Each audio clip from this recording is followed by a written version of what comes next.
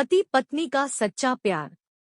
एक आदमी ने एक बहुत ही खूबसूरत लड़की से शादी की। शादी के बाद दोनों की जिंदगी बहुत प्यार से गुजर रही थी।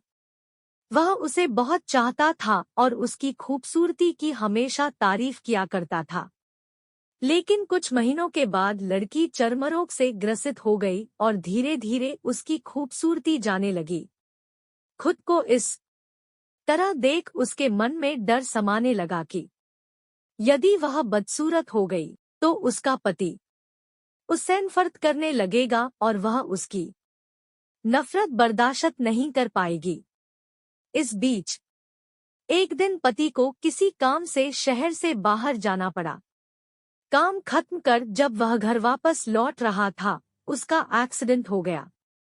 एक्सीडेंट में उसने अपनी दोनों आंखें खो दी, लेकिन इसके बावजूद भी उन दोनों की जिंदगी सामान्य तरीके से आगे बढ़ती रही।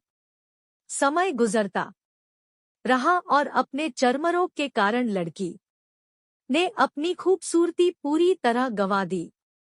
वह बदसूरत हो गई, लेकिन अंधे पति को इस बारे में कुछ भी पता नहीं था, इसलिए इसका उनके खुशहाल विवाहित जीवन पर कोई प्रभाव नहीं पड़ा। वह उसे उसी तरह प्यार करता रहा।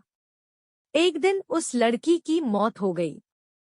पति अब अकेला हो गया था। वह बहुत दुखी था। वह उस शहर को छोड़कर जाना चाहता था। उसने अंतिम संस्कार की सारी क्रियाविधि पूर्ण की और शहर छोड़कर जाने लगा।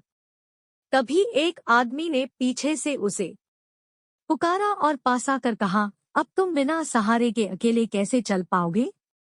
इतने साल तो तुम्हारी पत्नी तुम्हारी मदद किया करती थी। पति ने जवाब दिया, दोस्त, मैं अंधा नहीं हूँ, मैं बस अंधा होने नाटक कर रहा था।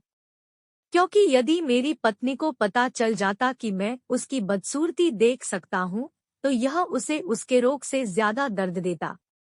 इसलिए मैंने इतने साल अंधे होने का दिखावा किया। वह बहुत अच्छी पत्नी थी।